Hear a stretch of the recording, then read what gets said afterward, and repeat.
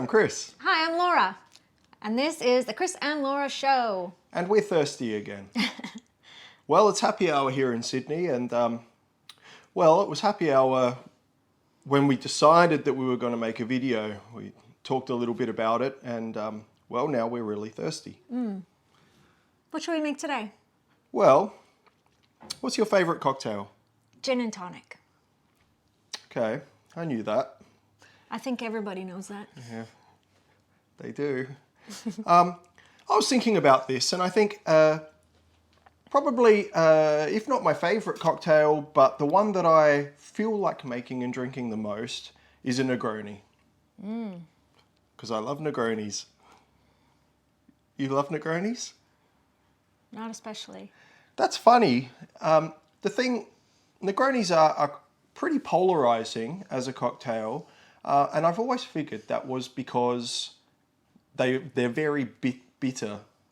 So the funny thing about that is that your favourite cocktail, a gin and tonic, is fairly bitter. Tonic water is bitter. It gets the bitterness from quinine or cinchona bark. So to love gin and tonic so much, but not like Negronis one bit, is funny. I'm not sure what it is. Like, I don't know. It's just maybe I think the Campari is, maybe it's the flavor of it. I'm not sure, but. Well, maybe it's not Campari. What's the other one? What else is in it? You tell us. What's in it? we're getting there. Boy, Oh, you're jumping okay. ahead. Yeah. So today we're going to talk about bitter cocktails, and I'm going to make my Negroni, and we're going to make a twist on it. Well, as we'll talk about, the Negroni is actually a twist on the Americano, which is the other drink that we're going to make today. That sounds like a song. What kind of song? I don't know. Americano, like if you're in West Side Story or something. But not, because that's totally not, they're not, anyway. Yeah. Anyway, I don't know. Let's make a drink. The Sharks were from Puerto Rico.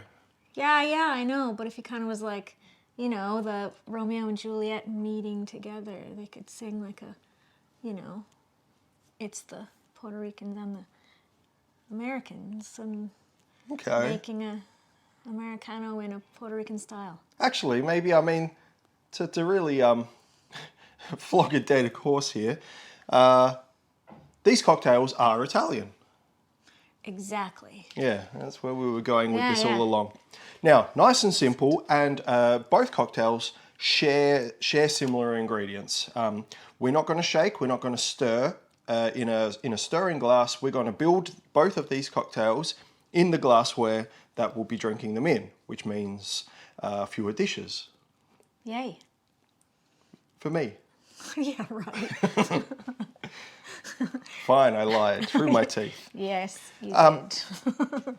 So the story goes that the popular Italian drink, the Americano, and some guy, his name was Count Negroni, he walks into his favorite bar one day and says, "I've had a really rough day at work today.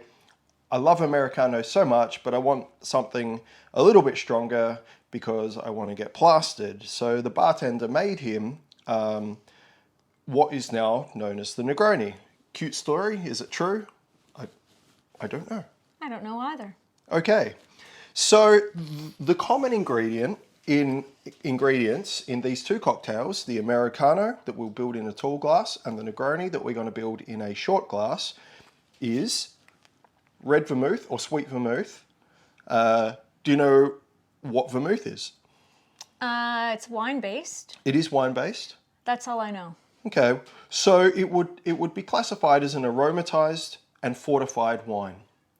So start, as Laura says, start with a wine base, and the two popular kinds of vermouth that you'd find in your liquor store would be a sweet vermouth from a red wine base and a dry vermouth from a white wine base. And in other videos, we've not used Noilly Prat as our example of a dry vermouth. The wine that they would start with, they don't want any particular wine characteristics. It's just a base that they're using to build the vermouth from. So that's the wine. And then the aromatized part, they add things to it. And Like each what? vermouth manufacturer is going to have a secret recipe, I suppose. And it's going to use botanicals, a lot of the things that you might find in gins, different barks, different hard spices. Would they use juniper though? Or is that I they haven't, would I have you haven't heard of come that? across juniper specifically, but different barks and different hard spices. And the name vermouth actually comes from, I'll massacre the language, but Vermut or Wermut, German, Wermut, which would translate to wormwood, which would be an original flavourant of vermouth. And witches spells.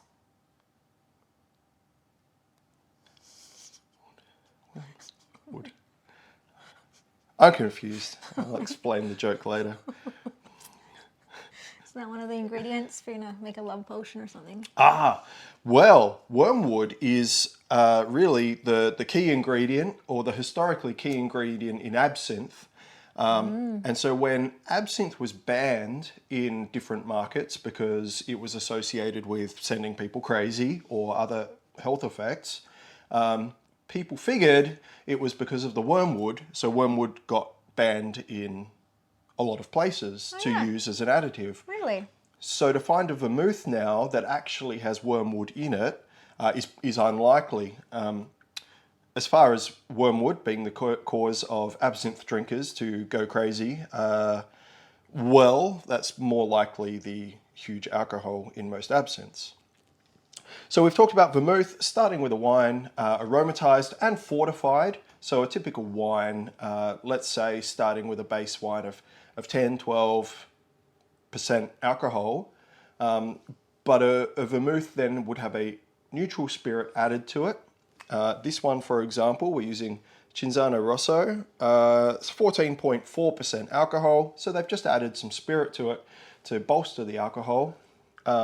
That's also going to affect the shelf life of vermouth, whereas a wine you would open and drink within a day, possibly stretched out to 2 days if you store it nicely in a dark and cool place. But once you open a bottle of vermouth, you can probably keep it safely in the fridge for, let's say, a month, though if I'm not using a lot of vermouth, I have certainly left it in the fridge for longer, and I don't feel it's had any negative effects on it. Though being wine-based, it would start to oxidize, and so the flavor would become less vibrant. Anyway, this is a brand new bottle. We don't have that problem here today. Great. That's what I like to hear. Oops. What else are you gonna look?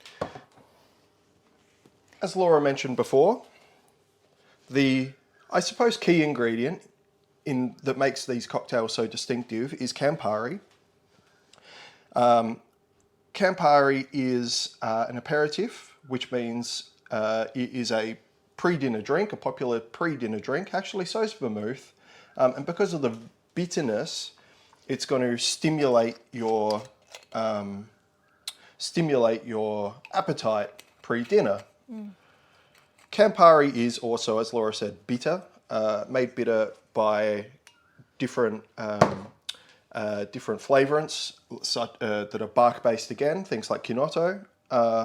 And it is a liqueur, so it's sweet. So these drinks will have sweetness from the Campari. And it is also Also what? I lost my train of thought. So Campari is bitter, it's an aperitif, it's sweet, and it's a liqueur. Its alcohol ranges from, say, 20 to 30%. That might seem strange, but I've seen Campari in different bottle shops, even here in Australia, but in different markets around the world where it's produced at different alcohol strengths. I don't know the reason why. It could be as simple as excise and being cost effective into different markets. This one, for example, is 25% Campari. Wow. Before we mix them, we'll talk about the final ingredients. In a Negroni, Count Negroni wanted to get plastered, so instead of soda water that gets added to an Americano, it has gin in it. And you can choose your favourite gin. Does the Americano have gin in it as well? No. No. Ah, okay. Great. So an Americano we're building as a long drink, and I suppose it's a fun afternoon, summer day drink, which is perfect for this afternoon. Whereas Negroni, it really has a lot more body to it. I typically don't want a second Negroni. Though one's just perfect. You can't mess with the Campari, in my opinion. You've got some choice between different vermouths. And then, as far as your favourite gin, go your hardest. We're using today a 4 Pillars Navy Strength Gin at 58.8% alcohol. And as you'll see when we mix it, a Negroni has equal parts of gin, vermouth and Campari to give it a fantastic balance.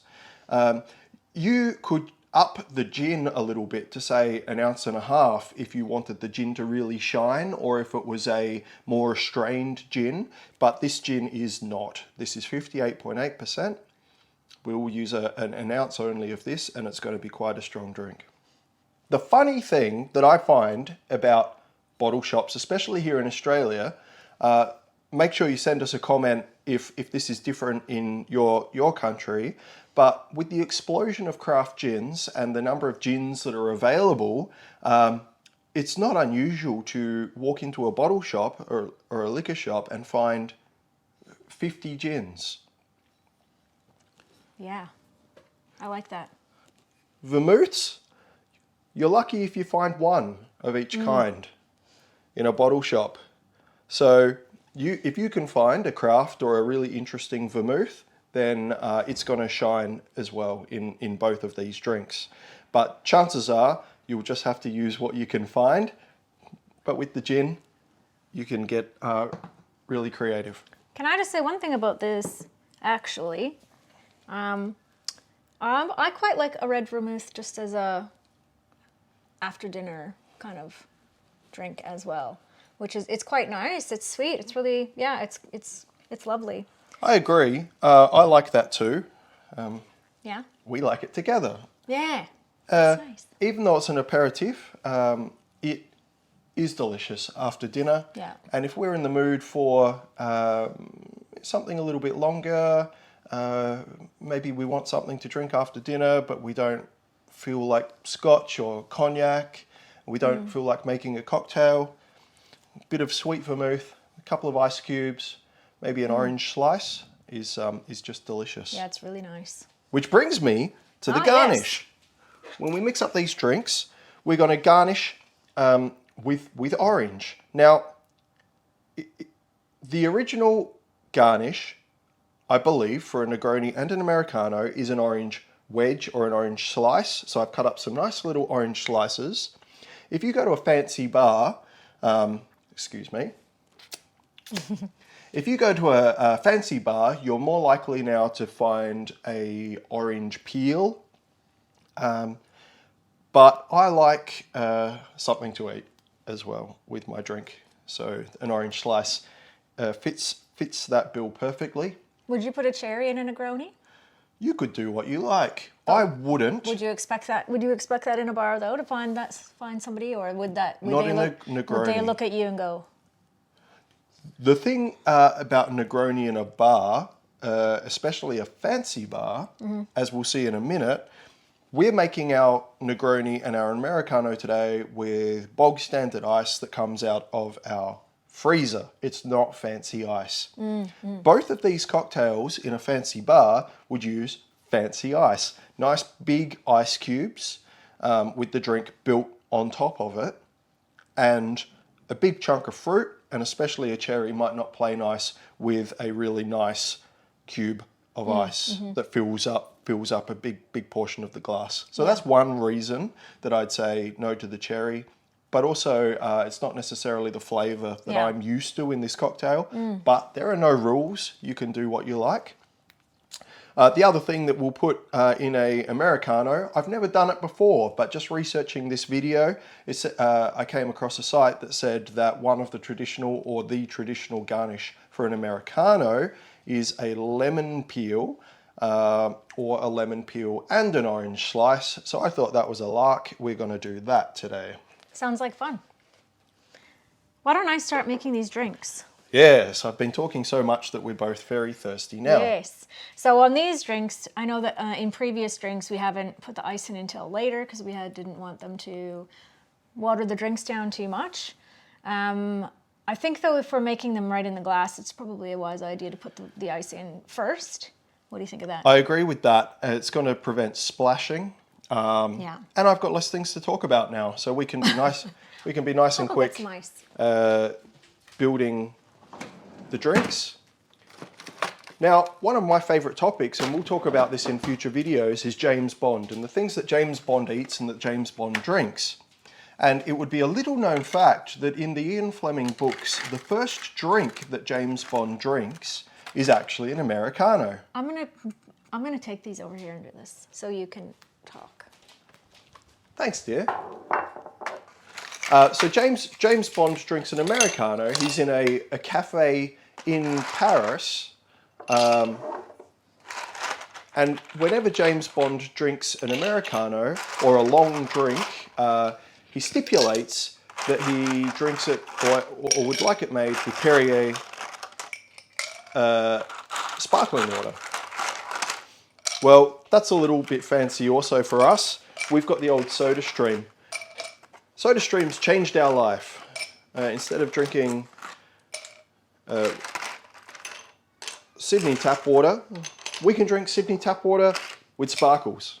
You can choose how much you sparkle it, and it's caused us, Laura and I at least, to drink a lot more water than we used to. So we've sparkled up some SodaStream, and we're going to use that in our Americano. Well, I actually have something to say about that as well, because it's not just Sydney water. We put it through a Brita at first, so if we are filtering it and then putting in the bottles, and then we put those bottles in the fridge, and then when we want to have sparkling water, we take one out and we sparkle it. We call it sparkling. But it's really great, and I would definitely suggest that to anybody who drinks a lot of sparkling water and buys it from the store. Just get a SodaStream. They're great. Okay, I've got ice in there now. We've got ice. We're going to start with, as would normally happen in a bar, we're going to start with the cheapest ingredients so that if we mess it up, we are not wasting a lot of money in our glass going down the sink. All right. So we're going to start with our vermouth, our sweet vermouth. All right. And in my drink, because we're using gin, I'm just going to use 1 ounce. 1 ounce each of our 3 ingredients. Alrighty.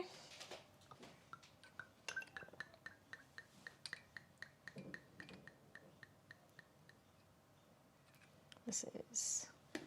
Perfect. I did used to be a bartender, but you can't tell at all.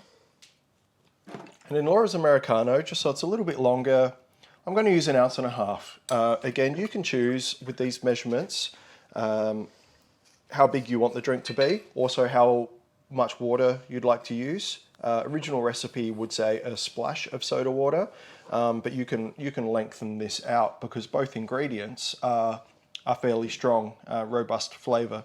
So I'll use 1.5 ounces of the vermouth in Laura's Americano. So another Campari next. Campari next. Similarly, we'll have 1 ounce in my Negroni.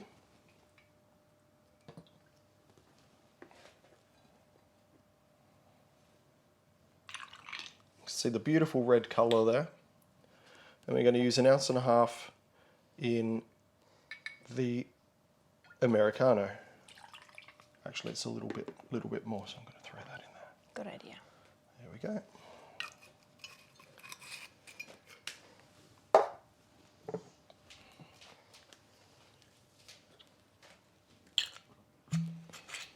And our 4 Pillars Navy Strength Gin. We'll use there you go, you were making mine and I was making yours. That's all right. Actually, we might be struggling for 1 ounce. I think we will be. Here? I think you're going to get more like a 3/4 of an ounce. It is fairly strong though, so is that going to be all right? Stay tuned. while we fix this problem.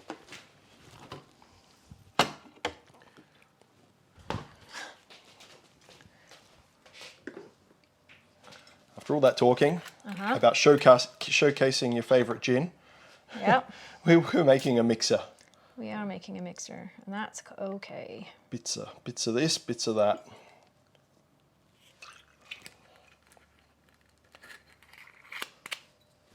Okay. Great. So soda water, and like I said, you could use a splash, or we're going to make this slightly longer. We're going to fill it up so that it's a nice glass full of drink.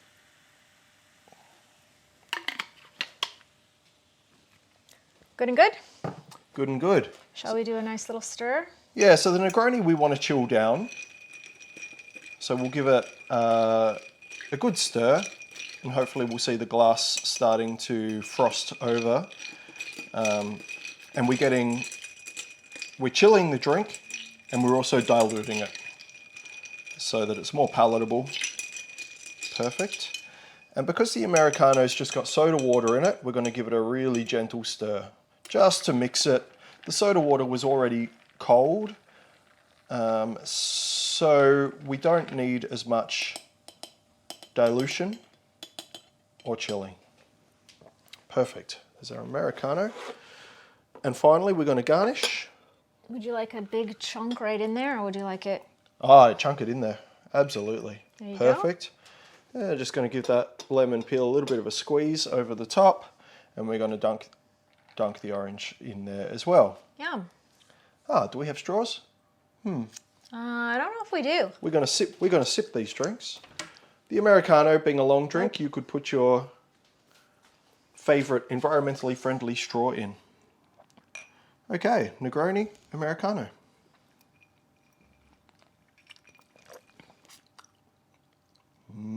Delicious.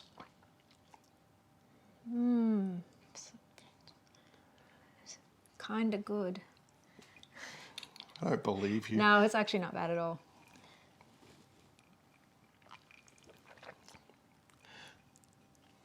You like the Negroni then? My funny story is that when we started drinking cocktails, and Laura's cocktail of choice was an old-fashioned, fairly fruity, which we'll talk about in a future video, but made with bourbon.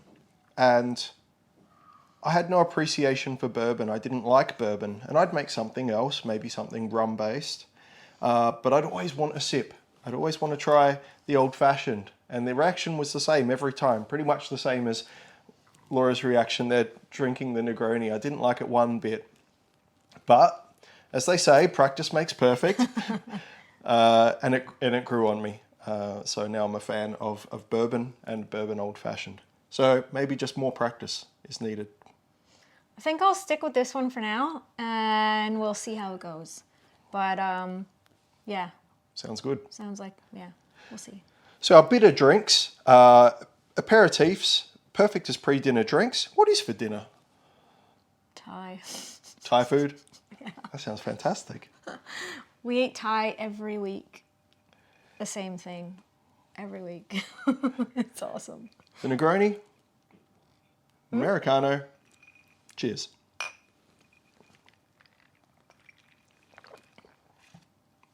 It's not bad. I'm Chris. I'm Laura, and this is the Chris and Laura Show, and we'll see you back here next time. Bye. Bye.